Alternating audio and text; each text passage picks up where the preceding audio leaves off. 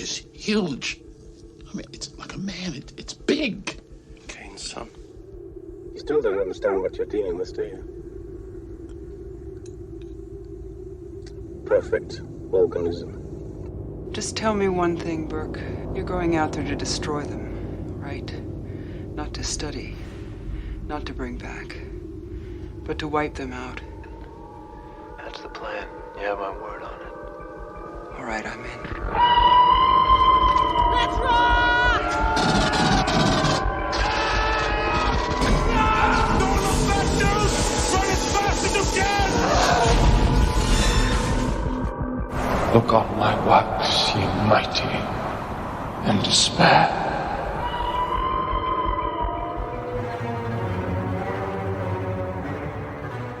Welcome to Perfect Organism, the Alien Saga podcast. I'm your host, Jaime Prater, and I'm joined by my co-hosts, Patrick Green, Andie Geek Girl.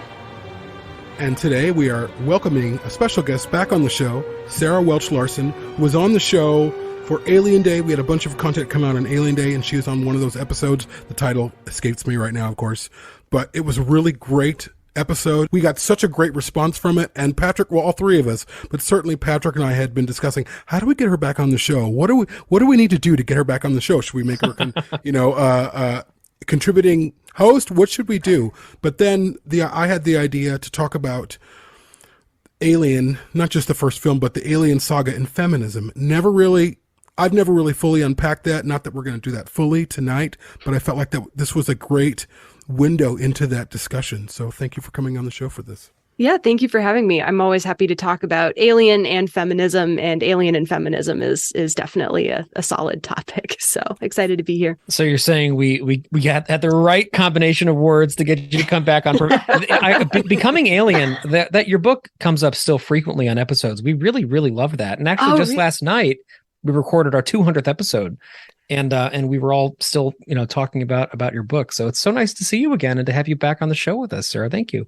Thank you so much. That's a delight to hear, honestly. I genuinely wasn't sure if anybody was going to read it. So I'm so happy that you all have read it and enjoyed it and are continuing to talk about it. That makes me really happy. It's the deeper things, in my opinion, that really make this series, at least the original trilogy, and certainly portions of the newer stuff, it makes it last because it's layered. There's more. It's not just what you're seeing on the surface. Not to say that they imbued the scripts with all of this subtext, but in some ways they did. And it's there for us to continue to discuss. So as we get right into this, can you tell me what feminism means? I mean, there's that snarky quote of like, feminism is the radical belief that women are people too. And like, that feels a little bit too pithy and probably doesn't really fully encompass all of it, but it's also true at the same time, right? Like, there's this idea that, women are people too, and we have thoughts and feelings and deserve to have not just a seat at the table, but a say in the conversation. I feel like that probably sums it up. I write about feminism fairly frequently and I think about it a lot, but I'm by no means like a scholar on so it's one of those things where I think about it a ton. I don't know if that is the correct academic term for it, but I feel like it's a good enough working definition that I think we can go from there. I think that's a great working definition. And I also think, it's worth saying at the beginning of the episode that feminism is something that means various things to various people at various times in history, right? So it's a whole collection of ideas and concepts that all basically, I think, fall into the bucket that you're talking about, which is that we inhabit a world that traditionally sees things through men's point of view. And because of that, women are treated, and gender minorities are treated as an equal in a lot of ways. Definitely. So, right. And I think one of the things that I do want to be careful about, too, is that feminism has traditionally skewed quite white. And so there's also this idea of intersectional feminism, which is something that I'm still continually learning about. But coming from a white woman, like, my perspective is going to be a primarily feminist one. And then occasionally I also need to sit down and shut up and listen to women of color and people of color and those in gender minorities as well. So definitely not the full story, but an attempt to get a little bit closer to the full story than what we tend to get within those who write the histories, I suppose. In preparing for this, I honestly just looked up the definition in a variety of sources, and it was so varied, just the semantics of it. And I guess it's coming from the perspective, but my favorite was just a feminist is somebody who just recognizes the humanity in everyone. And that, covers sort of the whole blanket of people and the intersectionality of everybody. And again, I'm coming from the perspective of a white woman, but it's just recognizing that we're just human, right? And everybody. And I loved the word everyone in there, because we tend to just think women can be feminist, and men who claim to be feminist are either doing it for a reason, some sort of incendiary reason, but or weaker in some way. At least some men do that. But I just think recognizing just everybody's human. We all have shared experiences in that commonality of we all have emotions. We all feel deeply and struggle. So I liked that one the best. Yeah, and just back on the intersectionalities for a moment too. That's something else that in my experience. So like just in my personal sort of feminist life, like I work for an organization that adheres to feminist principles of leadership. So like meetings are structured in ways that like are less patriarchal, and more people at different levels of power have access to decision making and things like that. So it really it's not a lot of people, and I don't blame men for doing this, because I think that the word sounds kind of incendiary on its own, because it kind of had to, because it had to be noticeable when it was coined. But like it's not this kind of militaristic like women are better than men. I don't know why that started and why that continues to be used like that, like a pejorative term. It's basically a gateway into seeing the world differently, like you're both saying. And those intersectionalities that you're talking about, Sarah, like it not even just race and ethnicity, but things like age or things like disabilities, right? Like and once you start seeing things not from the traditional perspective that I have as like a white straight man, like once you start looking at other people's perspectives, you start seeing it's like all of these invisible lines of power that you weren't really aware of. And all of a sudden you're like, oh shit, like I should probably listen more, Yeah, I think it's the idea that I should probably listen more. I think it's also the idea that the default shouldn't necessarily be the default, because everybody does have something valuable and important to say and to bring to the table, especially when we're talking about, the inherent worth of human beings. So I'm not going to condone any thing where someone is trying to come to the table in order to demean or belittle anybody else. Like that is right out, like that doesn't count. But the idea that those who have been put in positions of less power or have not been able to speak up nearly as much, like the idea that there is, I don't know, a possible world out there where eventually we could get to the point where there is gender parity and there is equity and equality, I think I don't think we've gotten there yet. We definitely haven't gotten there yet. But the idea that we could get there someday and that better world is possible, I think is a really powerful one. What's interesting about this topic in terms of feminism and the Alien series, I remember when I was much younger, much younger, and seeing Ripley and seeing, this is of course way before social media, but seeing her being talked about, having her gun, and men reacting, thinking, oh, she's badass, she's awesome. And I think for a while, my idea of feminism was a woman with a gun. Oh, look, she's badass. That makes her, like, even today, I mean, that stereotype continues where Ripley's badass. Well, there's these two diverging versions of Ripley. There's the badass Ripley in the elevator with a gun getting ready to go get her kid back.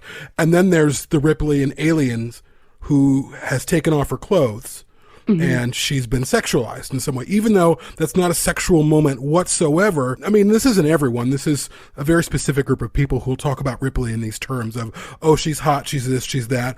Oh, she's a badass, she's got a gun, she fights, she's an, the ultra feminist. And that never really sat well with me, but even my own experience, not so much experience with feminism, but my own journey to that idea is my own mother, where when I was being raised, my mom was the strongest. She was the most dominant voice in my life in the best way possible, where things weren't done unless she made sure that they were done. and she saw me as a full person. Even when I was younger, she would engage me as a human. She would not just engage me as this is my child, and child, do what I say. She would talk to me. Because I was an artist and I made all kinds of crazy things, and she would ask me about them. And so as I grew up, I just had I put her on this pedestal, and then I ended up putting women on a pedestal, which I think was probably an overcorrection because because I didn't have that great experience with my father.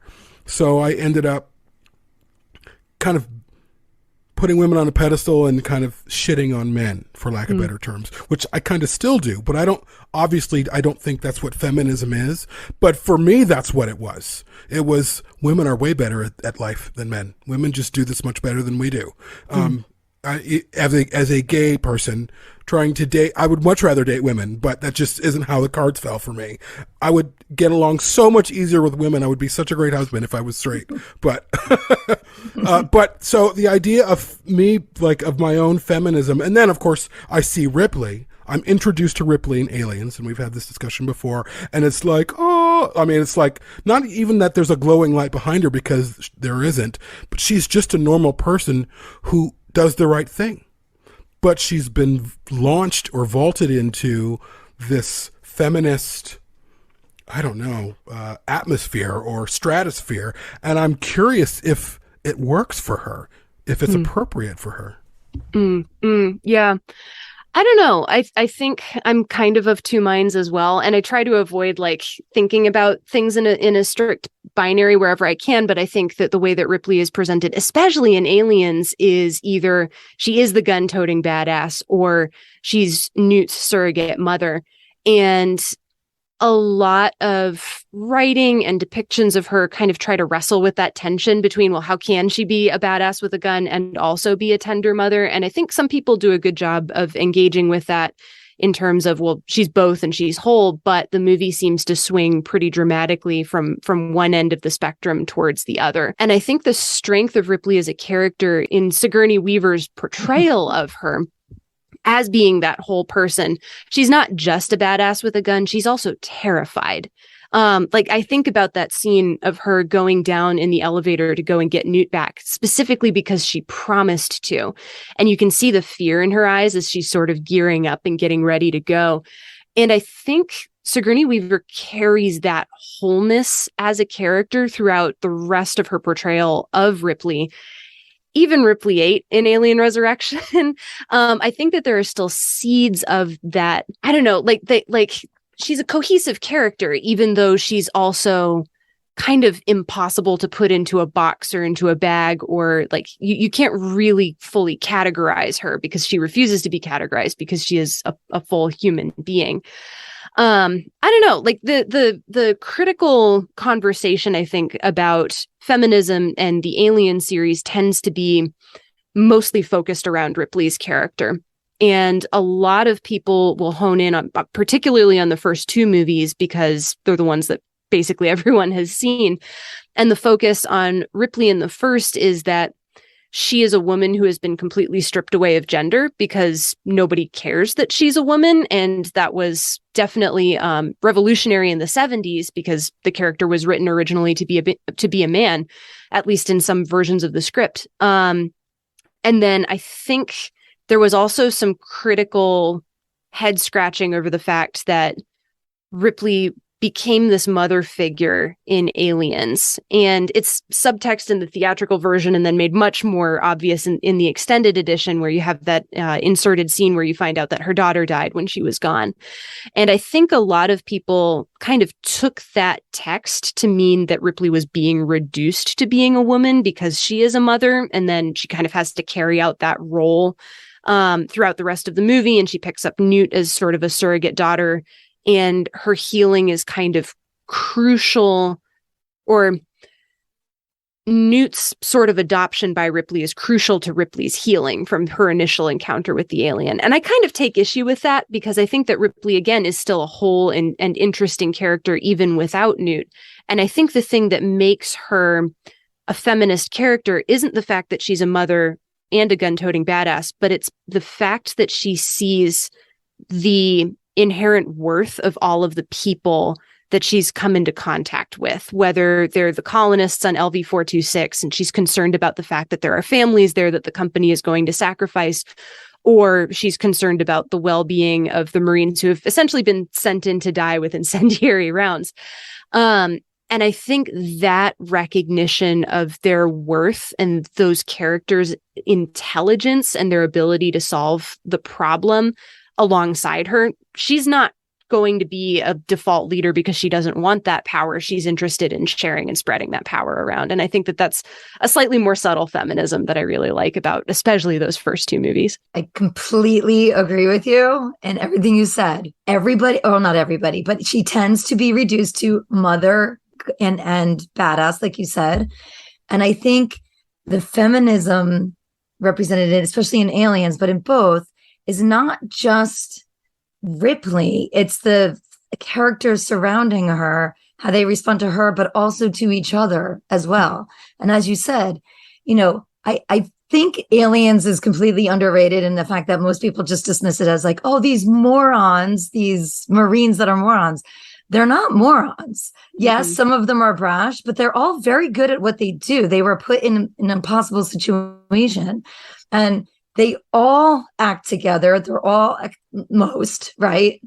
Obviously, Burke is doing his own thing, but they're there. They all want to survive. They're supporting each other, and I think the characters are a reflection of Ripley in that they recognize the humanity in each other. They wanted to go back and save each other, right? Mm-hmm. They knew when it was hopeless. They knew when there was hope. And I think they all play off of each other. And it's really just about the humanity in all of them. And I kind of would argue that Gorman is not particularly good at what he does. Correct. And for a reason, right? Mm-hmm. I mean, for a purpose, but right. I meant like most of them. And I just think feminism is so much more than mother and badass gun toting. That just happens to be what she needs to do in that moment because she's pragmatic, right? Mm-hmm. Bringing a gun down the elevator at that moment is the most pragmatic and logical thing to do. Mm-hmm. It's not what it's passionate about. She's not like, it's just something that she has to do. So that's my take on it.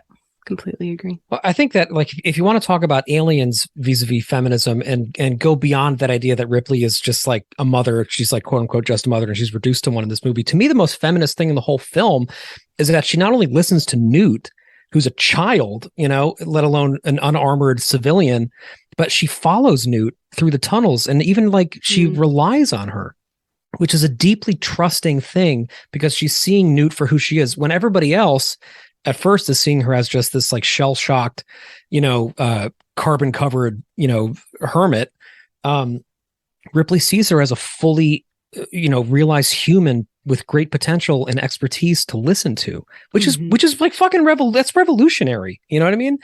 And that whole reading of like Ripley, actually, Sarah, you talk about this quite a lot in your book, that she like helps people to realize themselves as humans, She does that throughout all of the movies. Aliens maybe in the most overt ways, but Alien 3 is another great example of that, where she comes in as such an outsider, and in the act of giving people like a reason and like listening to their fears and taking them seriously and then leading them from outside and then from within. It's like she's an amazing agent for that throughout the whole film. You can look at Burke, and this might be in your book too, so I apologize if I'm ripping you off. No, you're good. But Burke is really like the agent of like and I mean this like anti-feminism in that movie, right? Mm-hmm. He's like patriarchal capitalist. He's all about the bottom line. He's like top down, following orders, very rigid, very traditional 1980s, Reagan era capitalism in a movie. And yet Cameron treats him like clearly as the bad guy, which is good. And as the polar opposite to what Ripley brings to it, which is this idea of like fluidity and listening and agency. So I think part of why Ripley never comes across as like a two-dimensional proto-feminist character is because she's always allowed to be so much more than just that, right? And she also, in being more than just that, helps others to be more than just what we think they are too. So she's like full of gradation. And the last thing I want to say about that is, to me, like, the reason why all of these films are feminist in various ways is because, like, nobody is only one thing, and it's that really extends to the female characters, especially throughout. I mean, Call, right, and Resurrection, that's a great example in a movie that's not, great, of a pretty deeply ambivalent, interesting female character who is not failing the Bechdel test and who is doing things that are, unexpected, and talking about procreation in very interesting ways that, you wouldn't necessarily expect. The films keep giving us complicated female characters. Vasquez, right? Talk about an intersectional character right there, right?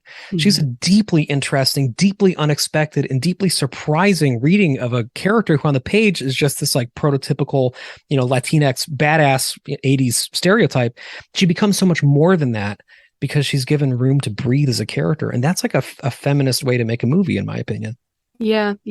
Vasquez gets interesting too, because she's not played by someone who is Latinx either. So, you get a little bit into potential brown face there as well, which is not as great. But yeah, I agree that her as a character is deeply fascinating. And I think I'm so glad that you brought up Alien 3, because it's my favorite of the Alien movies, like on a certain level, and largely because that's the first movie that really brings Ripley's gender into the question and makes it an explicit part of the text. There are some arguments that the Alien series is really a series about the fear of rape, and it's kind of as a metaphor, because you've got the alien, impregnating people, and then they're forced to give birth, and then they die in the process, and it's horrible. But Alien 3 takes that gender that has been previously completely uncommented on about Ripley, and it folds it into the text by sort of crash landing her into a prison planet full of men who haven't seen a woman in years. And those men, the way that they react to her is that she is a threat. And she is a threat specifically because she is a woman. And she is a threat because she is a woman, because she is, in their words, a temptation for them to sin. And that I find fascinating, because it feels a lot more nuanced, I think, after you've thought about it for a little while, than most like, oh, women are bad because they're women kinds of takes. It kind of gets at the root of feminism and patriarchy, which is that women can be a threat to power as it stands in the world today. And the way that Ripley negotiates that situation, I think she's doing the best that she can with what she's got, which really is kind of what all of us are doing in the world we live in too. Just a lot less extreme and a little bit of a more inviting planet. At least I would like to think. To your point about Ripley's gender coming into play in Alien 3, one thing that I've noticed in the first two films is it's never even a point of discussion. And that's interesting in and of itself because of the time period that these movies come out. But further into that, for instance, I've been watching a rewatch of Game of Thrones, which is a show I absolutely love, which, to use a word that's often used, it's very problematic in terms of its portrayal of women. Very, very, very. Like, you have these very powerful women who are under the male gaze the entire time, and then killed off by the male writers once they become too powerful. And there's a scene in one of the episodes of Game of Thrones where the daughter of the king of the Iron Islands is like, hey, no, I'm gonna rule. I'm gonna be queen. And people are like, oh, we've never had a woman be king before. And her brother acquiesces and said, no, you should rule. And I was thinking about Ripley, and even as it relates to Vasquez, no one's like, oh, Dallas is dead, Ripley's in charge. Oh, no, great, we got a woman in charge. And the setting where that should have happened, not should have because I'm glad it didn't, but it should have happened the most is in Aliens, where she takes charge over Gorman. She pushes him out of the way, she gets help from Hicks, and she is now in charge. Not because she felt like, I have to be in charge of this mission, but she was like, you're going to get these guys killed if someone doesn't do anything.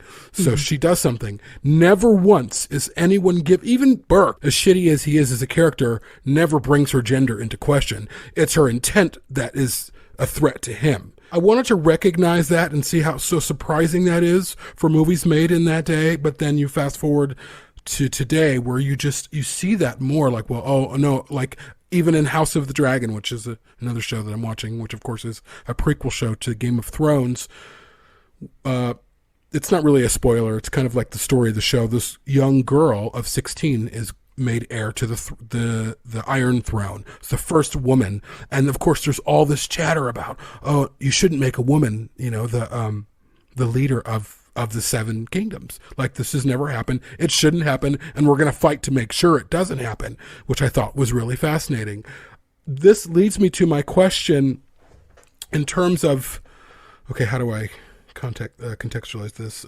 Why do you think that people view women or people see a woman who, like Lara Croft or Ripley, and they have a gun or they have an incinerator, and where did it come from? What happened where feminism was equated with having a gun? Feminism was equated with, oh, she can kick ass, she can beat up those guys.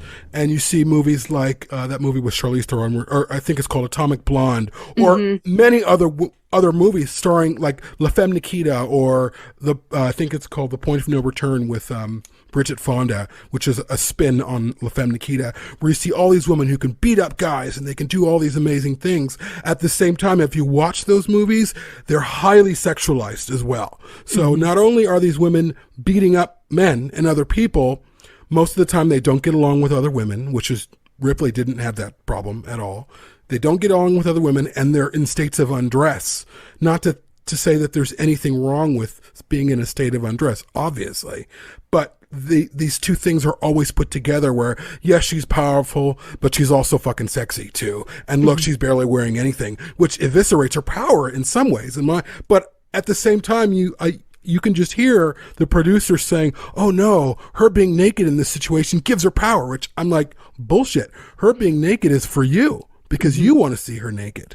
So I'm just curious where the discussion of women kicking ass became a feminist ideal.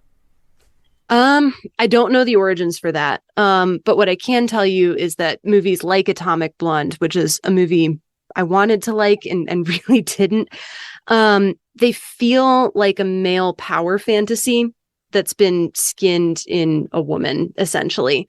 And I think the problem is that a lot of these movies take the female character and they try to treat her as though they would a man, but then they say like, oh, but she's a woman, so we have to treat her the same way that we treat all other women in all other movies. And then that kind of leads to that gross paradox of she's going to go and kick ass and she's going to do everything that men can do, but she's also going to do it half naked. And again, like it gets complicated, but I think part of the problem is that feminism kind of gets boiled down to this idea of a strong female character, and strong female character doesn't really mean well-rounded, interesting human being necessarily. It just means here's a piece of shorthand that we can use as an archetype so that we can get to the business of the action in the movie. And it feels like lazy filmmaking to me, because it feels like a lot of these stories are an attempt to just cut to the chase, show the audiences what they came to see, which is people getting blown up or shot, and not really paying much attention to anything beyond what looks cool. And I think that there's a real problem with only wanting to show just the text and not pay very much attention to the subtext of what's being shown on screen. And that's one of the things that I find very powerful in the Alien movies in particular, is especially the first movie. There's a heavy emphasis on letting the images speak for themselves and show you information in new and in surprising ways. If I can get real weird feminist for a second here, there is a book from 1993 called Barbara Creed's The Monstrous Feminine, which is a feminist read of a lot of different movies, but chapter 2 focuses specifically on Alien. And instead of focusing much on Ripley's character, Barbara Creed focuses on a lot of the imagery that's on screen in the first Alien movie. And she focuses a lot on H.R. Giger's imagery of like, there's a lot of vaginal openings and there's a lot of very sterile, like even the opening shot where you get the crew waking up from cryogenic slumber. Barbara Creed likens that to being a birth, but it's completely sterile and clean and white. And there's absolutely no femininity in that shot at all, even though all of these characters are technically being born, both for the audience and then just in terms of imagery. And so she's looking at a lot of the subtext that you get from those images where you have a lot of dripping, oozing, like really gross imagery, or at least imagery that is intended to be repulsive. And Creed reads that as this is fear of this idea of an archaic mother, like something that came long before any of us did, and something that made life possible. And it's terrifying because it means that we're not us, we're that thing. That sounds this sounds like a philosophy 101 lecture or something like that. But that is one of the more powerful, I think, feminist readings, especially of the Alien movies, particularly because it's willing to engage with these movies, not just in terms of the characters or the plot or the dialogue, but in the imagery that it's layering on screen, and then the meaning that comes along with all of that. Yeah, well, you don't want to know me, lady. I'm a murderer and rapist of women. Really? Well, I guess I must make you nervous.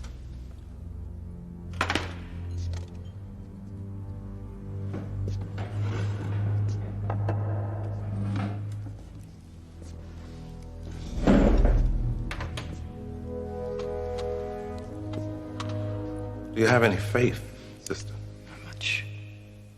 Well, we've got a lot of faith here. Enough even for you. I thought women weren't allowed. Well, we've never had any before. But we tolerate anybody. Even the intolerable. Thank you. That's just a statement of principle, nothing personal. You see, we've got a good place to wait here. And until now, no temptation. Obviously, the imagery contributes so much. To get back to Jaime's point really quickly about the movies of the time, like, you know, sexualizing women while also having them kick ass, I think that just comes from mostly the men's idea of what they think is powerful in women, which is their sexuality. Like that's their power over them. So they feel like, I'm going to make her really sexy because that's her power, but then put a gun in her hand because that's our strength. So now she's like really badass. And it completely negates or reduces true power, which I think, again, Ripley's true strength is her sense of justice, right? More than any other character I've ever seen on screen. She has a profound sense of justice. And that to me is feminism, right? Just again, like doing what is right because it is the right thing to do. And that's often the strength of both men and women is compassion, justice, fairness and doing what's right and work ethic and all of that. But it's not as tantalizing, I guess, to put on screen. And so, or it takes time to kind of flesh that out in a meaningful way. I think it's just a matter of like reducing it to what I can get up there, and that's entertaining visually. And if you want to get really Freudian, the gun is also a phallus. So, you've got that going exactly. on there too. Yeah. And just piggybacking on both comments, in the Monstrous Feminine, which I think we should probably link to for people if they want to pick up a copy of it in the show notes, there's a lot of discussion about fetishization and about Freud and about how you have dicks coming out of vaginas, coming out of penises, and how like all of these layers of visual metaphor and vagina dentata, they're all like really wrapped up together in this film, and why the visual language of film allows things like this to speak to us in really complex ways. But to all three of your points, I was thinking, Jaime, about what you were saying. I think before I even get into this, I do want to say that I am glad that there have been movies like that made, if only because they've made new roles for women that didn't really exist previously. So like that's kind of kind of a throwaway thing that's good about them. But I'm glad that we've had, that at least there were some changes in the gender norms of who gets to play what. That being said, yeah, I think especially going from what Andie was saying, it's clearly this is like the male gaze's idea of what a strong woman looks like, right? And you were just aware of that from the beginning into the end, and it kind of gets away with it in a film like Atomic Blonde, or like Salt, with Angelina Jolie, because it's like fun, right? It's like, oh, we're not taking it too seriously. Like, oh, whatever, it's okay. She can like wear boots and like have her boobs out, but also shoot people. It was a movie, There's this kind of flippant way that those things are treated, but there's nothing in Alien that's flippant or casual. And I think that extends itself in a larger way to the fact that, and this I could have a blind spot because I am a man, but to me, I really feel like the male gaze is like absent from Alien almost entirely. I'm sure that there are moments you could argue that the end on board the Narcissus that clearly I think is, with the low angle shot of her getting dressed. I think that is deliberately sexualized somewhat, but other than that, like not only in my reading, and please call me out if I'm wrong, not only does it feel like the male gaze is absent, but it kind of feels like it's inverted throughout a lot of it. And I mean that in terms of the things that we are meant to be afraid of are things that give men a window into the female experience in a lot of ways, biologically, but also sociologically, the ways that women are ignored, for example, but also the ways in which women give birth and are subjected to rape that sometimes results in that against their will. Like rape is always against your will. So what I'm saying is that like, what I think a deeply feminist reading of Alien in particular is that, if you take feminism at its highest level, like we did at the beginning of the show, which is that, it recognizes that we live in a world that does not have gender equality. And because of that, the world functions in different ways that should be addressed. The Alien is all about that because it basically is giving men a chance to see the world as a woman sees the world and to be afraid in the way that previously women were only kind of given the opportunity to be afraid of. And so for me, that's part of why it's scary. And I think that's part of why it's like continually interesting. And the fact that it does that through visual metaphor and so rarely through dialogue and entirely without exposition, like that's the other thing that's so fucking remarkable about these films. There's like never exposition in them, Isn't that incredible? Like there's never people walking around being like, well, the oil refinery, crashed. It crashed here 2 years ago. Yes, it did. That's why we're towing it. There's like none of that. Right. Oh, we called it Acheron, but then we put an R in there because we thought, oh, it's better for branding. Like there's none of that. And because of it, like we bring ourselves and our subjective viewings of the movie to it. And we're greeted with silence and fear. And that's like that's a feminist way to make a film, in my opinion. Yeah. I do think all the way back to the script, Alien was the chest burster was always going to happen to a man because they knew that if it happened to a woman, it would come across as gross and sexist and exploitative. And I think to your point about Alien being a way to experience that fear that you don't normally necessarily feel in real life, I think one of the powerful things about Alien in particular is that it allows you to bring your own readings to it, and it allows you to kind of get that reflected back at you in new and surprising ways. Like that's one of the reasons why I love it, is that I feel like I'm continually experiencing and learning new things about myself as I'm watching these movies. And I'm also learning things about other people. It is a cliche among film critics to bring up Roger Ebert's quote about movies being the great empathy machine. But I think it really, really fits, especially Alien, because it does force you to empathize with these characters who have a life that is completely unlike anything that most of us really know. But at the same time, it's so specific and so drawn on real life and real lived experience that it still feels real and true and good in a way that sheds a light both on questions about gender with Ripley and with the alien and with all of the other characters, and then also with regards to class, especially the characters below decks too. And I kind of wish that the rest of the movies were willing to be that subtle. Sometimes there is a little bit more of that more explicit imagery or explicit exposition. Although I agree, it's not nearly as much as it is in other series. I do think, though, that if you're not willing to be receptive to what the movie is telling you, you may completely miss the point. And I'm thinking about the last time I saw Alien in theaters. I got the chance to see it at the Music Box in Chicago, which is this fantastic art house theater. And Tom Skerritt was actually in attendance. Like, he did a panel afterwards, which was really neat. But at the end of the movie, as Ripley is disrobing in the Narcissus, somebody somewhere in the back of the house, like, actually catcalled her as the movie was playing. Like, somebody just yelled, "Yow!" like at the screen. And then there was just kind of this ripple of laughter. And the moment that that happened, and the moment that I heard all of the other people around me laughing, I immediately felt unsafe in that theater, because to me, all of these people were condoning that willingness to objectify a character who had not been objectified by the movie up until that point, and who had somehow managed to sit through a movie that is kind of a metaphor about rape and completely missed that point as well, and continue to impose a very male gaze upon it. So it left a really bitter taste in my mouth, honestly. And I think about that screening as a way to, like, not engage with art necessarily. And then, yeah, I don't know. I wish I had spoken up or something at the time, but also I did not feel good walking out of that theater.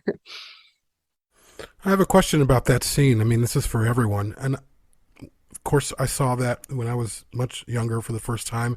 I never sexualized it. I read that scene as this woman is removing, she feels comfortable. She's taking off her armor for all intents and purposes. And I don't know, like, is it really a scene where it's a male gaze, or is it just a woman? I mean, I know her underwear is small and you can kind of see her butt a little bit. But also, I know I'm viewing it through the lens of someone who is not sexually attracted to women. So that's in play, for sure. But is there credence to that? Is that a male gaze moment? Or is it a woman just, or a person just feeling? Because if it were, let's say it was Dallas. Dallas was the one who was, and Dallas was taking off his clothes and he didn't have a shirt on or whatever. And he took off his clothes and he had a t-shirt on and, like, tidy whities. Would anyone have said anything? Would that read as sexual, or does it read as sexual because it's a woman? I feel it's sexual only because the sheer size or lack of if it were just a little bit bigger, then you can make the argument she's vulnerable. I don't feel like she would have worn that. It is not practical. There is no reason. Like, that's not something that most women wear. Like, not that small and not in that setting. Mm-hmm. That's my reading. It's like, oh, we're just going to take a little bit off for the men.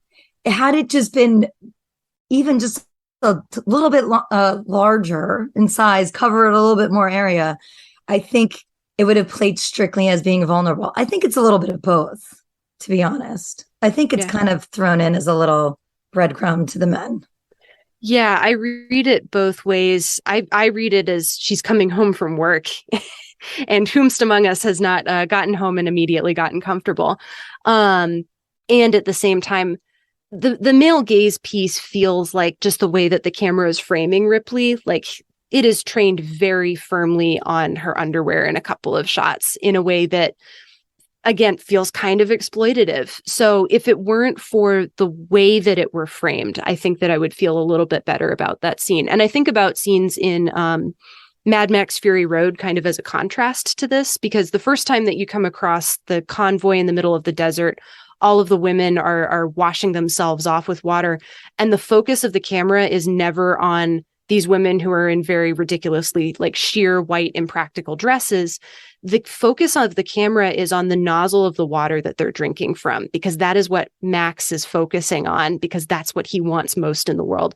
The other women who are there, they're just people who happen to be having a drink. And I think that the way that the camera and the editing frames those characters manages to make them not sexualized, even though they very easily could have been sexualized. And I kind of wish Ridley Scott had done something similar with Sigourney Weaver in this movie, too. We're going to take a break and be right back. We all remember that moment. The first time we heard a theme from our favorite movie. How it stayed with us, comforted us, stirring our imagination. Sublime Noise is our Patreon-exclusive film score review show. Starting at just $4 a month, you will gain access to Sublime Noise, as well as our warehouse of frame rate episodes where we discuss and review our favorite films. To sign up, go to www.perfectorganism.com/support.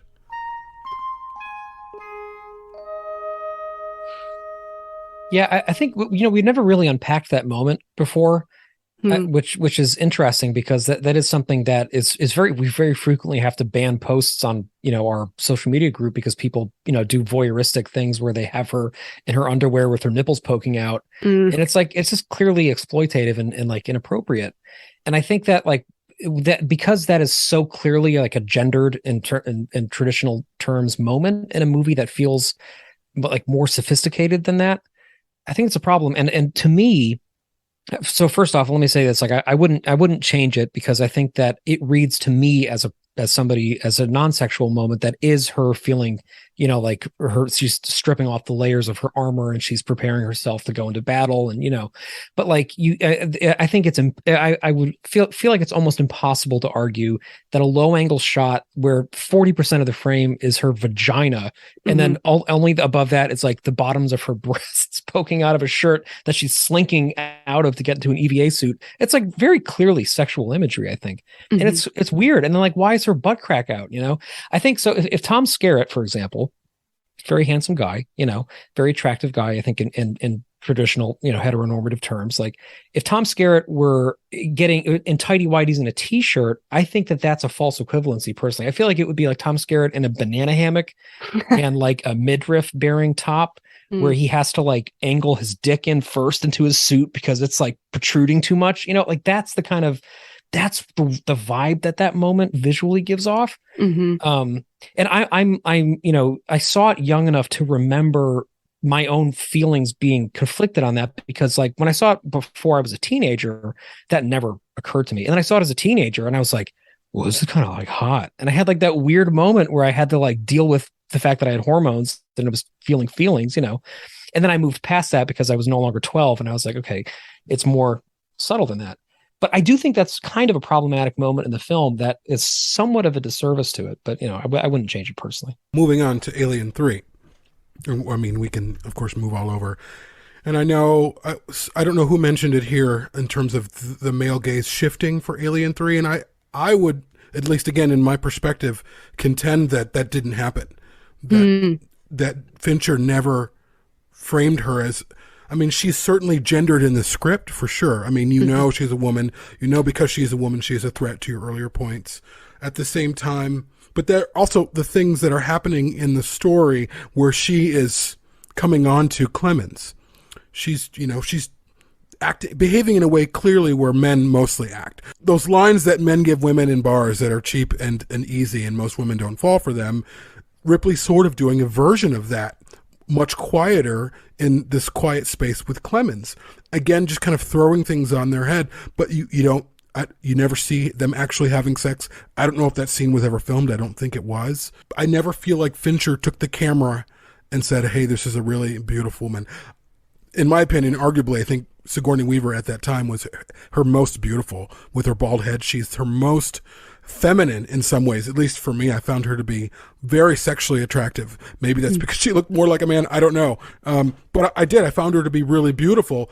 But I didn't find that the camera was framing her in a way that sexualized her. Even in the moment where she's just finished with a shower. I mean, actually, no, there's a moment where she's in the shower. You don't see her breasts. Even when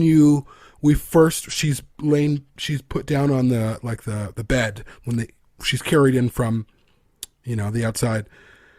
And when she stands up, you don't see her breasts. You see this long angle of her leg up to her arm, but you never see her body parts or her genitals whatsoever. And I remember thinking, even as a very young person, when I saw Alien 3, wow, that was tasteful, because most men want to show you that. They want to show you the TNA in movies, that's what it's about. But Fincher didn't do that with Ripley. He didn't do that when she was in the shower. He didn't do that when she first arrived. He didn't do that in a sex scene. Certainly, of course, there was an attempted rape, but even at that point, yes, she's bent over and it's violent and it's disturbing. Her clothes never come off, and they're not, and they're using very demeaning language, like, the language that men would use in a situation like that. But even in that moment, the way he was framing her was giving her power, looking at her from below and looking at her, which is a very, it's a normal thing in the film industry in terms of like giving people power by positioning the camera from below so that you're looking up at them. And the whole time that's happening, you're still looking up at her. For whatever reason, she still has the power. And again, this is my read on the movie. I don't know if it's a correct read, if there is a correct read, but I feel like Ripley is, in terms of who she is, she's at her strongest in this movie. I mean, I don't think that frame gives her power necessarily, but I do think that it grants her agency. And I completely agree with you that Fincher is very good about not subjecting Ripley to the male gaze, at least through the camera. But I think it's pretty clear that the rest of the inmates see her in that way. Absolutely. Yeah. And I think that that's a really like useful and helpful distinction, because Ripley is reduced to her gender by the inmates on the planet, but the movie never does that to her. Which is part of the reason why it's, again, one of my favorites in the series, is that it has the willingness to draw that subtle distinction and then trust that the audience will follow through. Whether or not the movie succeeds at everything it's setting out to do, I think, is another question as well. But David Fincher is very good at framing the human body in motion in ways that grant it agency and power, and in ways that, I don't know, like are still surprising even today. I think it is worth noting that David Fincher, before he directed Alien 3, was a really well-regarded commercial and music video director, and was responsible for directing a lot of Madonna's music videos as well. So he's definitely capable of framing the human body, and specifically the female body, in a way that looks very beautiful, very sensual, and also is still able to grant those characters that agency. So I think if he had wanted to show some more nudity, I probably wouldn't have had a problem with it, because I think he's smart enough about the blocking and framing to be able to keep the point across that Ripley is still her own woman, and she doesn't belong to the camera, and she doesn't belong to an audience that's there to consume her. I think that that's something that the films consistently do really well, is that Sarah, you said this a number of times tonight, they understand that perspective is very important, and that just because some of the characters are seeing things a certain way doesn't mean it's the responsibility of the film to see them that way as well. And a lot of movies don't get that right, and I think that's where that male gaze thing comes in, is that like we start seeing this movie that like clearly has its own like visual agenda to it, that is like, doesn't even care about the fact that we should be seeing this character from a different lens. And I think that that's like, it's, as you were talking, I was thinking about Alien 3, because I'm frequently thinking about Alien 3 because it's a great film. And I was thinking about specifically how it is not asexualized. Like, it's not like there is no, like, it's the only one that has like a sex scene in it, although it's absent from the actual movie itself. It's the only one that has like like willing sensuousness to it in terms of her relationship with Clemens, because with Hicks in the previous film, there's like this very implicit, kind of little back and forth going on. And with, you could even argue that in the first film that there's a little bit of that with Dallas, although I don't really feel that way. I don't know, people do. But in Alien 3, like, she is asserting her femininity in a way that is, so what's interesting about it is that, like, visually she's the least feminine of any, in terms of what we think of the visual language of films and women, which typically, don't have a bald head and, aren't wearing brown bags, right? So she's visually kind of defeminized, but her actual like internal femininity is more overt in Alien 3 in a lot of ways. And that's just like an interesting contradiction that I think is part of why, like, we talk about ambivalence all the time, especially on the Blade Runner show. Like, that's as being probably like the number one thing that I care about in movies, is like, give me like a window that I can poke into from various angles and feel things out and have my own read of it at where I am in my personal life at any given time. And Alien 3 is like completely rife with that. And I think really one of them is the ways that it treats sexuality, which I think is an important component of feminism too, right? That, that it's not a desexualized movement. Like, that's an intentional part of it. And Alien 3 gives us a kind of a cool window into that, I think. Yeah, I agree. And especially due to the contrast of the setting, right? Like you were saying, she looks her most masculine, but because she is surrounded by, you know, men who look very much like her, but are clearly, you know, violent offenders, that makes her femininity stand out even more in contrast to that. And I think that was so well done in that film. There's so many layers in that film to call upon. And, you know, even just the visual image of the sort of the juxtaposition of her and Clemens post, you know, the sexual act, they have reversed roles, right? Typically we find the women in the spooned position and the man behind, and she is the one behind. That image always stuck with me too. You know, that she was the instigator in that. She was the one who was more forward, really. How do you feel the other movies play with her sexuality or like comment on her sexuality?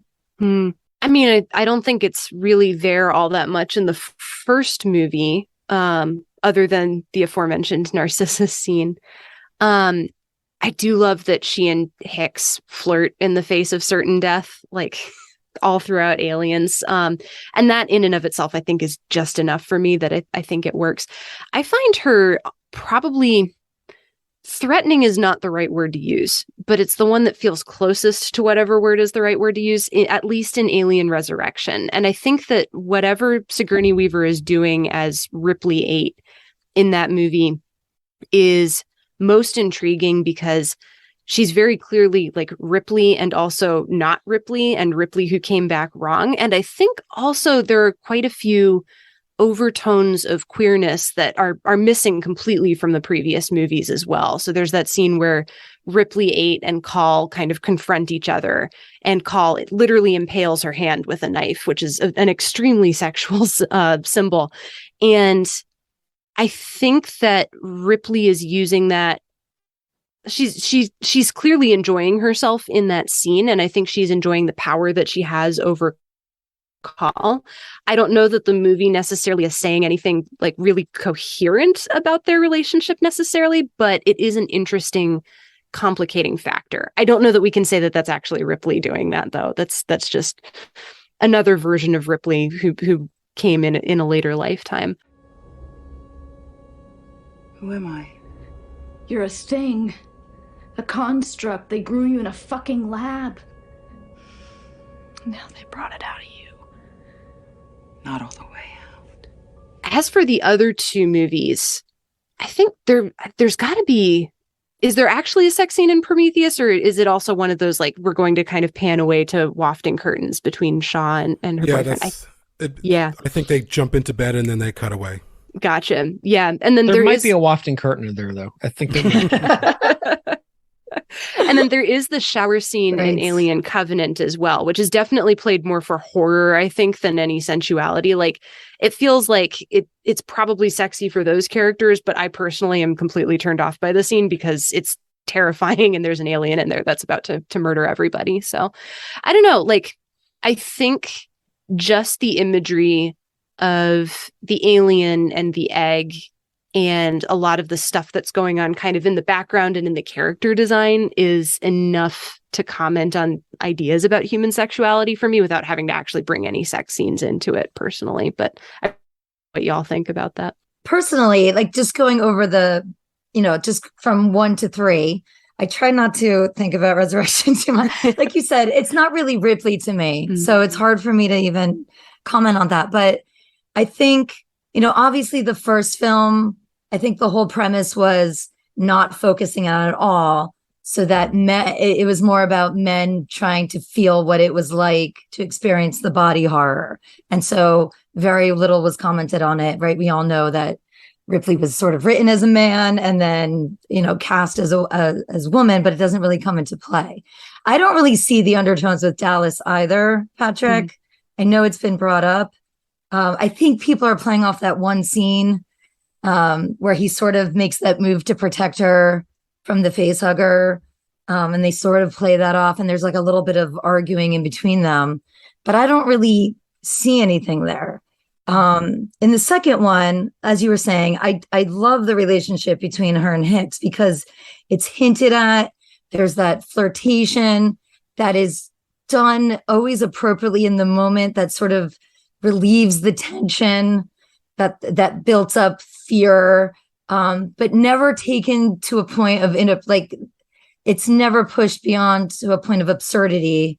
Because they wouldn't be doing that in that situation. They have like 4 hours to live. So I love that it's there and that it's shown that she does have a sexuality. She does have an interest.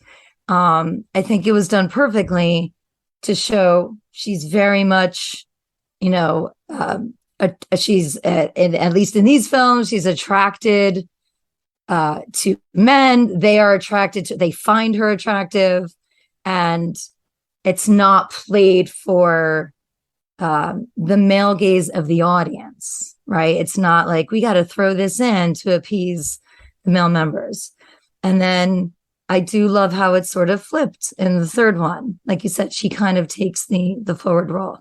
So I always found that fascinating, her relationships, and that it's not completely negated, that it's there.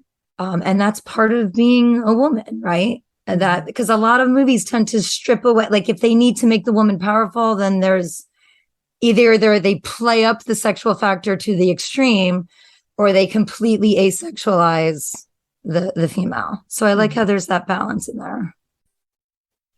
I like that too. And as you're talking, I'm thinking specifically Alien Resurrection, I think is interesting to look at in terms of Joss Whedon having written it, because I think that is the exception. I think part of why it doesn't hold up the way a lot of the other ones do is because that is a movie that has quite a lot of male gaze in it. And there's the Ripley 8 call moment, but there's also like Elgin and Hillard and like the foot fetishization and the butt cheeks and that's like, it's like a weird sexualized moment that doesn't need to be there. And there's also like all of Johnner's comments about like wanting to like bone Ripley and about like what he ate and what he wished he could do. And like, there's a lot of things that are played kind of like we were talking about with Atomic Blonde and Salt and Lara Croft and things like where it's sort of like, oh, it's just a movie. We're having fun. Check it out. Oh, it's a sex joke. It's okay. Let's keep going. Next scene. There's that weird kind of like casualness to it that I think a lot of the time Jean-Pierre Jeunet does a good job of kind of hiding. I have the Resurrection script in my room right now. I fucking hate it. I think it's really, really bad. And it's actually a testament to Jeunet's filmmaking ability that he manages to, to put so much layer into it that you kind of miss a lot of this stuff when you watch it for the first time. But even the interaction with Ripley 8 and Call, I mean, talk about like symbology, right? It's like taking place in a fucking chapel, right? And like there's this penetrating knife wound with white fluid coming out of it. It's ludicrously over metaphorized, I think. What's the word for that? Metaphoricalized? There's too many metaphors. Yeah. It's too metaphorical. And I feel like that's like really one of the hallmarks of like bad filmmaking, right? Because that's like not ambivalent at all. That's just like, here's like big shocking images that are going to have very specific connotations for you. And the other movies don't really do that. I think you're right. I think in Covenant, like there's like the shower sex scene, but that also, to its credit, I think a lot of people complain about that scene, which is their prerogative. That's fine. I think to its credit, though, that doesn't play. Jamie fucking hates it. I think that it doesn't play as sexual on purpose. Like I'm glad that wasn't supposed to be tantalizing or something, because that would be it's already ridiculous that it happens in the first place. Like I'm fully aware of that. It's a bizarre thing to have in that movie, especially after what's just happened. It's just like, why are we doing this? Which is why I think the fact that it gets cut short after 6 seconds by a murder is fitting, But I think that, like sexuality is an interesting angle to look at these movies through too, because like at the end of the day, like these are the sexual fear movies that we have to talk. I mean, like, this is like the rape horror series, you know what I mean? And yet like actual human sexuality in traditional terms is like, it's treated very delicately throughout a lot of it, which I think is kind of interesting. With that exception of Alien Resurrection, which is just so deeply cartoonish. I do think though that some of that dialogue is pretty telling, or at least I feel like it informs Call's character more than anything else, because there's that moment where everybody finds out that Call is an android. And I think Johnner says, like, and to think that I wanted to fuck her, as though like he now is not remotely interested in that, specifically because of who she is. And I think for me, like, I'm always going to come back to the androids because the androids are secretly my favorite thing about this series. And I think that piece of Johnner inherently like denying Call's like createdness and her ability to be a full person, even if she's not human, I think is really telling. And I think it's really gross that he frames that in sexual terms. And I think it's really gross that like he's the one who says that in that way out loud. But I think it also, I feel like it sheds a light on like who we do and don't believe to be human and who we do and don't believe are worthy of our respect. And Johnner clearly never respected her because he thought that about her in the first place in those terms and in that way. But I do think that it tells you a lot about who he thinks is worthy of that trust and respect and worth. And I think by extension, that kind of makes me question, like, well, who do I think is worthy of that trust and respect and worth too? So not in like I need to take this lesson from an alien movie because I can't think of anything more uninteresting. But I do think it's a fascinating little character interaction that says a lot about that movie's attitude towards people and who counts as people and who doesn't get to count as people. To that end, when I think about Resurrection, certainly, specifically Ripley 8, and as we discuss feminism, I feel like, and we've had this discussion, not fully in depth, but in terms of Joss Whedon tasked with bringing Ripley back. And he didn't know really how to do it. I mean, he knew how to do it in like scientific terms, like pseudo junk science. Let's bring this, use her blood and bring her back with an alien in her, which of course wouldn't happen. But I will always argue that Ripley 8 in Resurrection is nothing. He brings her back and she does nothing. She is not useful. She's tagging along. And for me, that's the gravest sin of that movie, is that you bring this character back, even though she isn't the character, she isn't the original Ripley. So she's kind of not a Ripley. At the same time, she has all of the memories of, at least we believe she has some of the memories of the original Ripley. And she just is along for the ride. She's there. She's in prison. She gets let out. She's kind of running around. Then she finds the group that are trying to get back to the Betty. And then she falls through an opening, and she's in this very kind of sexual vaginal, they call it the Viper Pit, where she's just kind of writhing. And it's a great shot. It's very Giger-esque, but it's like kind of ridiculous. Like what's going on here? Why do we need to see Ripley like this? Joss Whedon didn't know how to write her. He didn't know how to make her useful. And I think the brilliance of the original trilogy is we have this character who is there for a reason, and she has a sense of urgency and agency. And so, but then she's brought back, and in Alien Resurrection, they used the term, she's the byproduct of genetic engineering or something they called her, or they use a certain term when they're talking about her as essentially she's a meat byproduct. Yeah, a meat byproduct. And that's how she's written too. They didn't know what to do with her. And I think, again, it's its gravest sin, where you bring back one of the most powerful characters in science fiction history, at least cinematic history, and you do nothing with her. And that there was a moment, I brought this up before, there's a moment in an interview with Joss Whedon, and he's talking about when he was first tasked to write the movie, and he was like, he had a conversation with Sigourney Weaver, and he was like, please, he's like, I didn't know if she's going to ask me to write a scene where she's with a puppy. And I remember being so offended, like, who the fuck do you think you are? Like, have you even seen these movies before? Have you seen the first three? What of that character would tell you that Ripley would want to be written with a puppy? Like, it was just the strangest, most disarming thing that he could say. Like, he reduced her to this, I really wasn't sure. It was just fascinating thing. So it was just one thing that I wanted to bring up with Ripley. And I don't know, again, that's just my perspective, loving her character, but seeing a version of her in a movie where she does nothing, where she's essentially a powerless. And the only time Johnner found respect for her is he realized he couldn't beat her. He realized he couldn't take her on. He realized she was more powerful physically than him, so he shut up. But until that point, he didn't care. And the jokes, which of course were written by Joss Whedon, to me, tell me what Joss Whedon thinks of female power, whatever that means. It's something where let's disempower that. Okay, there's a moment where Ripley is in the cloning room and she finds that version of herself. I think it's the most powerful moment in that film, which I do not like. And after she does that, there's a very intense scene where she kills a version of her that's writhing on the counter or whatever, and then Johnner says it must be his chick thing, just completely eviscerating the tenseness of that moment.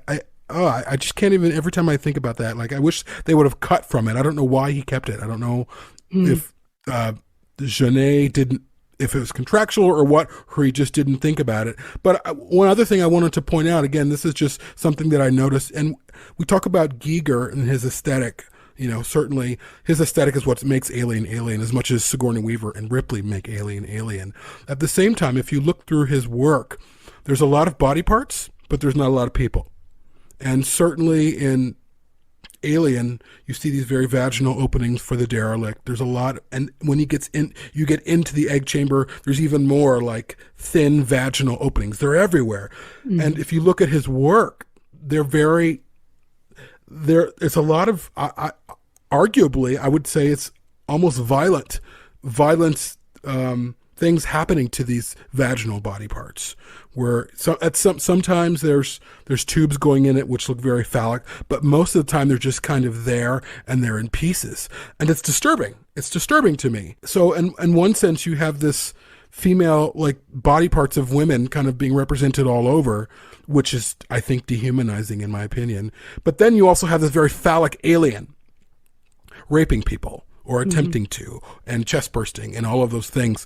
And so there's this dynamic in play. And I'm wondering if Giger's aesthetic, how does that work in there? Like, is it something that's problematic? And I don't mean to, like, I'm not, like, I think it's obviously these movies are great, but when you start thinking about things, you start processing things, you start saying, well, what was up with Giger that he had to paint, the vagina being abused and misused? And they're interesting and they're beautiful, but they're also terrifying and horrible, but we can't look away, much like we can't look away at the alien. But I've been thinking, like, what was up with Giger? Did he empower women with his work, or did he disempower them? So I posit that. Or another secret third thing that we'll never actually know, maybe, potentially. True. I kind of want to get back to the point you raised about Alien Resurrection, Jaime, because there is this question of, like, is Sigourney Weaver useful? And part of me wonders, like, does she have to be useful to be a good female character? And honestly, I don't think she does. She also rips an alien's tongue out, which is rad as hell, but that's neither here nor there. And let me just make a correction. I'm sorry to interrupt you. Yeah, totally. By term useful, I mean if someone says, Jaime, you're going to write a story about Ripley, I'm going to give her shit to do. So I don't mean she wasn't useful to me. She didn't seem important to the story. And how dare you write a movie where Ripley doesn't seem very important to the story? Or she just seems like, yeah, bring her along because she's contractually obligated to be here. The stuff where she's in her, like, cell, that's very interesting in the dialogue she's having with Call, but then when she leaves it, she just kind of is like, oh, okay, I'm here. Okay, now, enjoying being a meat byproduct, I guess. I don't know. I think even just the meat byproduct of it all is vital to that story, because it tells you so much about what the United Systems military values and doesn't value. And the fact that they're willing to just label this literal miracle of cloning technology as a meat byproduct because she isn't going to give them what they need anymore. That in and of itself feels like enough reason to include Sigourney Weaver in your story and to include Ripley in your story. So yeah, I don't know. And maybe that gets at the Giger of it all too, because a lot of those body parts are kind of disembodied and they're out there and they're floating in the middle of his nightmarescapes. And I also find them beautiful and very compelling. and terrifying at the same time. And at the same time, because they aren't attached to anything, they're also technically useless. So I don't know what to do with that. I don't have an art history degree or anything. I just find that nightmare imagery that is both really, I don't know, fascinating, and I can't look away, and also really deeply repellent at the same time, really interesting too. And that kind of brings us back to that Barbara Creed idea as well, because she's engaging with this idea of the abject, which comes from a book called Powers of Horror, which was written by Julia Kristeva in 1980.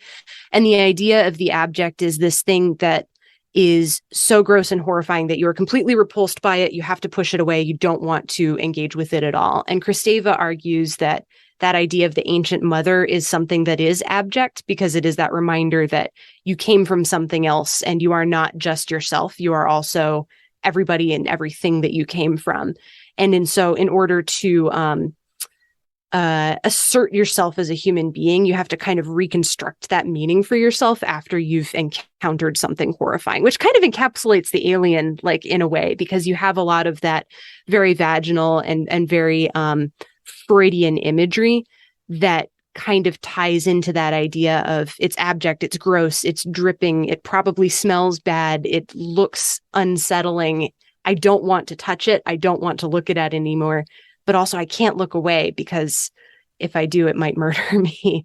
So, yeah, I don't know. Like, that's those ideas about what is allowed to exist and what we cannot, like, condone existing because it's so gross, I think are some of the things that kind of fascinate me when looking at the Alien series through a feminist lens, because then it also gets at the question of, like, well, who's allowed to exist in the world, and who's allowed to have an opinion in the world, and who's allowed to, I don't know, like, shape and mold the world into a better place for everybody else to live into.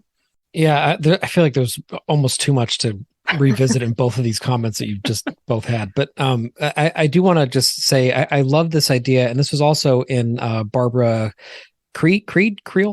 Yep. Barbara Creed's book. This idea that, like, you know, we always kind of reduce Alien to the body horror in it, and like that's the thing to be afraid of, but there's something much deeper going on about the fear of where we come from and what that actually implies. I hadn't really considered that until you had sent us this chapter from this book. I think it also hints at other themes that we're going to be unpacking on a series of episodes coming later this year on Lovecraft, which I think also does similar things in a slightly less gender specific way about, like, what happens if you actually learn what you are or where you came from, or what if you weren't the first one there, you know? There's a very deep fear to that I think is going to be really fun to unpack more. And just going back briefly to Giger, I mean, for all of the disembodied vaginas, there's a lot of penises being impaled and a lot of people sucking their own dicks in an everlasting Ouroboros of body horror. Like, I think there's a lot of just sexual imagery in general. People have, you know, I don't want to, like, use the term canceled, but people have done that with Giger quite a bit in the past. And, you know, there's evidence to support that or deny that, depending on how you want to look at his relationships with the women in his life and the ways that he depicted women in artwork, especially when they were actually, like, you know, based on real life people. But I think doing that is sort of, maybe I'm going to be problematic with the way I'm phrasing this. I don't think art has an imperative to be morally good or bad. And I think if we start treating it like it does, we start seeing it for something that it isn't. I think that part of the appeal of Giger's work has nothing to do with whether or not it's okay, you know, or whether or not it's tasteful, or not, which you're not saying, Jaime, but also with, like, whether or not it's even, you know, male gaze inspired or something. I think Giger's work is touching on things that are sort of deeper than that it's up to us to determine whether or not we're okay with, if we want to. And what's great about Giger is that, like, I am never okay with it. And yet I am never anything less than enthralled by it. And I think that's, like, more so than any other artist I can think of. I think his work speaks to that, again, ambivalence, that idea of, like, what am I looking at? What does that mean? And so the last thing I'll say, and I know we should probably start closing this out pretty soon, but there's a great film in Alien Resurrection. I really, really believe that. I'm not, like, a Resurrection quote unquote hater. I know, Jaime, you don't love and hate things. I'm not saying you are either, but a lot of people kind of shit all over Resurrection. It's very nostalgic for me. I saw it when I was a kid. It was the first one I saw in theaters. Like, there's things about it that I really like, but I think that there is such a more sophisticated film lurking under the surface of what we're actually presented with. And I really think that if we had more time with Ripley 8 as almost a non-character, if we just got to be with her and see her experience more, it could have really interesting implications that are existential and strange, right? Like that body horror sequence you're talking about where she sees all the embryos. That is, I think, universally signaled out by people as their favorite scene in the film. I mean, any blog post about Alien Resurrection says like, "Oh, you thought this movie was bad, but go watch this part 3/4 of the way through." Like, that's an incredibly compelling 3 or 4 minutes of cinema, surrounded by ineptitude. I think, especially with the genre comment that you're talking about, which just like, and again, like that is not a sophisticated thing. Joss Whedon is not commenting on like the fucking male gaze in that moment. He's putting a joke about women in there with the idea that like, oh, that was intense and emotional, but like, aren't women? You know, like, I mean, like it's super fucked up, right? And that's the problem with the Resurrection. But like those scenes, like what, I mean, I think John Frizzell's scoring of the scenes where Ripley's being carried into the hive and you're seeing like the light passing over, like those are incredibly sensual and fascinating and unsettling. I think that the newborn as an idea is very interesting. I think that like, obviously they weren't super thrilled with how the effects came out and it does look like garbage, but like, as a body horror concept, this idea of like flipping the trope on its head and having the queen birth a humanoid creature, like it's really interesting. So this is all to say that like I feel like I would love to see somebody do like a remaking of that movie just for the purposes of art. I think that like in a lot of ways it's sort of the most Gigeresque because it's like, what do you do in a post-character environment? Like what do you do when your hero comes back and she's actually not your hero? I mean, what other movie does that? Like movies don't do that, right? Like we bring Jaws back for fucking 4 movies in a row, you know, and it's always like basically just a clone of the one that came before doing the exact same thing the other ones did, just in slightly more fantastical ways. We bring, you know, the lead actor back time and again, fucking Vin Diesel in 35 Fast and Furious movies. He's always basically just going to talk about family and his Charger. Like there's, you know what I mean?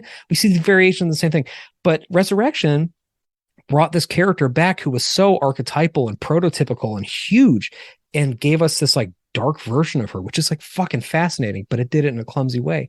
And I think that had it been more feminist, I think maybe we would have had a more empathetic view into her actual experience. And we would have been able to like listen to her more as opposed to just giving her, you know, jokes about fork being pronounced like fuck, right?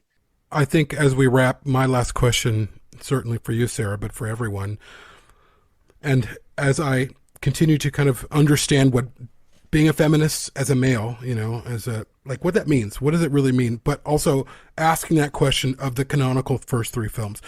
Is it successful? And I don't mean successful in terms of, yes, this is, you can put this in a flyer about feminism as a, like, not as a tool of feminism, but is it successful in showcasing a woman? To answer my question, maybe it does, maybe it's not fully successful because of Alien in that moment where she is undressing in the closet and you see these strange angles. But largely, I feel like it is, if you're going to talk about feminism, I mean, as I've been reading too, you know, there's so many articles and books about Ripley and these movies, but it would seem like this is a successful experiment in how you treat women like people. Yeah. Would you agree with that?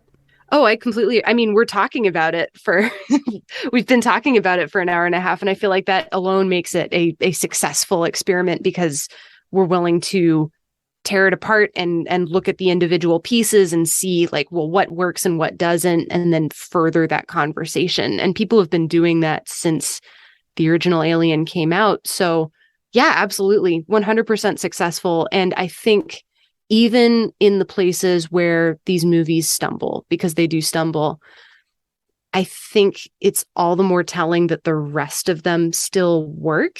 And I think that those places where the movies do stumble is also telling of where we were in the culture at the time that those movies were made.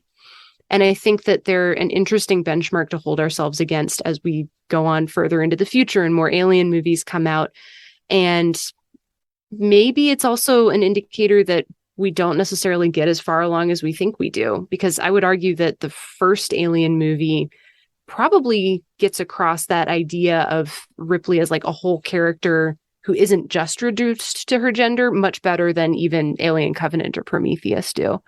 So successful and also fun to wrestle with, I think. The 12-year-old me would say a definitive yes, as the 45-year-old me does, because when I saw that in the middle of the 80s or late 80s, I saw it a little bit after it came out. Having grown up with every story either being about boys and their dreams and aspirations, or men and the women who support them, this changed my life. This movie opens up a world to me where I could just do what everyone else does. I would, especially for Aliens, but Alien 2, everybody was just on equal footing. There was no commentary about it. There was no, look at me, I'm a woman and I'm doing this. It just was. And that was life altering for me. It really was, to this day. I mean, the impact, I cannot overstress the impact that it had. So it absolutely did, at a time when, at 13, 14, when my whole world is being shaped by how others see me and, what am I going to be? That I truly believe that movie grounded me in such a way where it gave me the confidence to say, I'm going to do whatever I want. It truly did. And I was at a crossroads at that moment. I was like, what am I going to be? And Ripley was like my pilot light. There you go. Hey. She was my pilot light. And so I definitively say yes. It was groundbreaking then. It still is. I mean, we're still talking about it. And in some ways, I want another. I'm still longing for that now. And I don't think anyone has captured it quite right since. I truly don't. Here and there, but as an overall character, I think she's unmatched. And something that, Jaime, you brought this up quite a few times, something that I think we're wrestling with as a culture or a civilization now is like, we feel this need to be very explicit with things, right? Like when we have an allegory for something like, this, like we have to call attention to it and comment on it and make sure we're like putting the right buzzwords in so the right hashtags get trending. And it's like, there's very little room for self-exploration via film anymore. At least, I mean, A24 and movies like that, I think like those are exceptions to the norm, which is like, we kind of know what we're going to watch because we're kind of told what it's going to be about. And that really informs the way that we live with it. But Alien, like how fucking avant-garde is Alien? And that it like doesn't tell us anything. It literally is a borderline silent movie compared to films that are made now. And yet the themes and the treatments of things like gender are so nuanced and interesting that like we're still unpacking it today.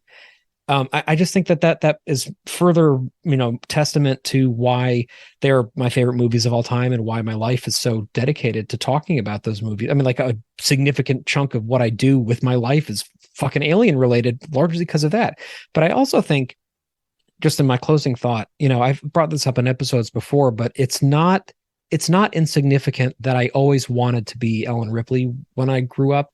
And that I still do. Like that's not, and of course she was the hero and she was cool, and like there are things protagonistic about her that would make any young kid want to grow up to be like that. But like it wasn't those things, it wasn't her flamethrower, it wasn't any of the tropes that we kind of like to latch onto her as this prototypical action heroine, whatever that means.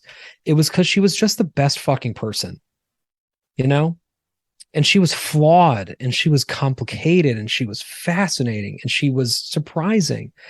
And at the end of the day, just like Andie was saying, she was so deeply in love with like the human spirit and with the need to endure and survive and to not lose sense of humanity in the face of insurmountable odds. And that's what heroism looks like, regardless of what your fucking external genitalia looks like or whatever society tries to tell you can or can't be. So like, I'm really happy that today my two boys fight over who gets to be Ripley. I mean, with literally everything that we do, they want to be Ripley and they fight about it, whether we're playing a board game or we're playing, make believe.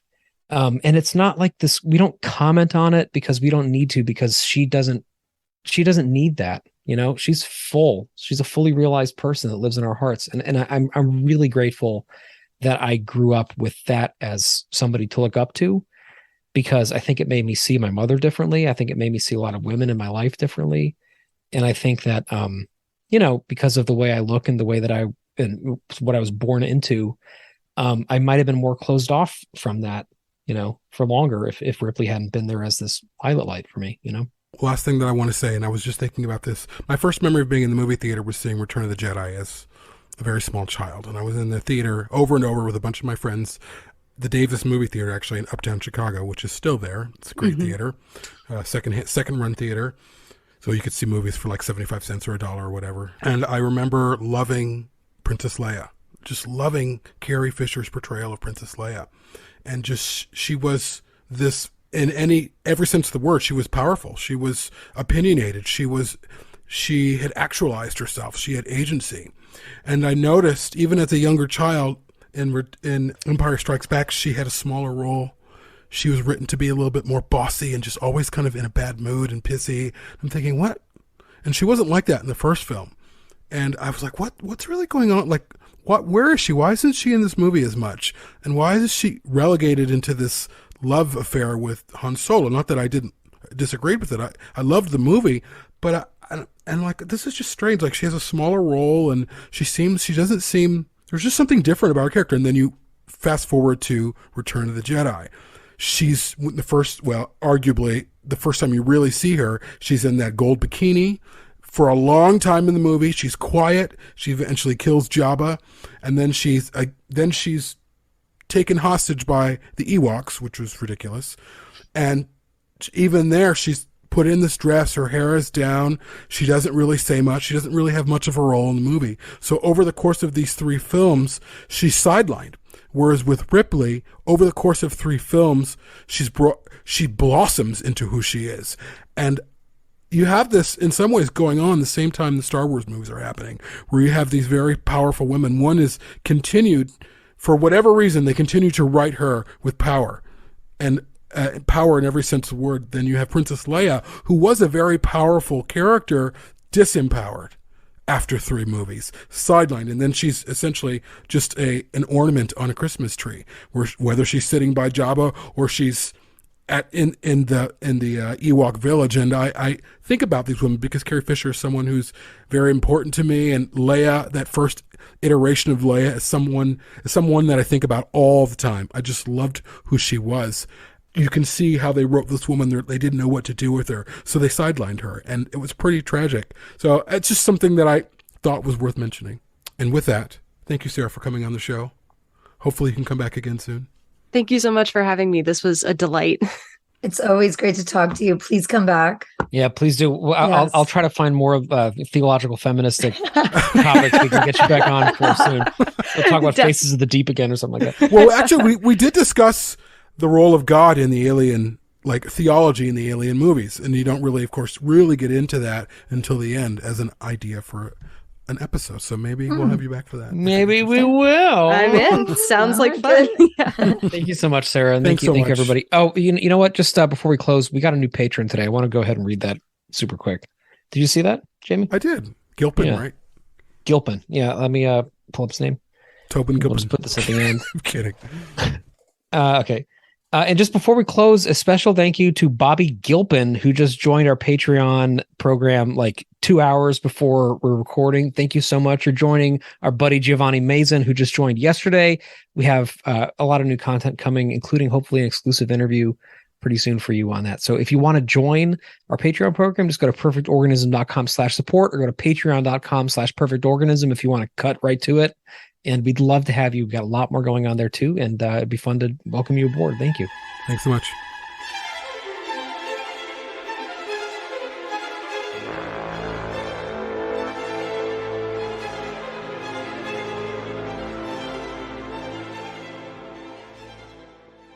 To find out more information about Perfect Organism, the Alien Saga podcast, please go to www.perfectorganism.com.